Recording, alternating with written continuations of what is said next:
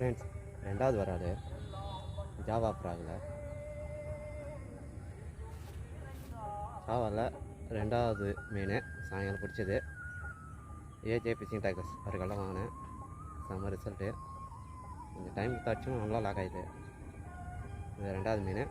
Like பண்ணுங்கள். மூணாவது மீன் try பண்ணலாம். தேங்க்யூ. ஜாவா. தேங்க்யூ.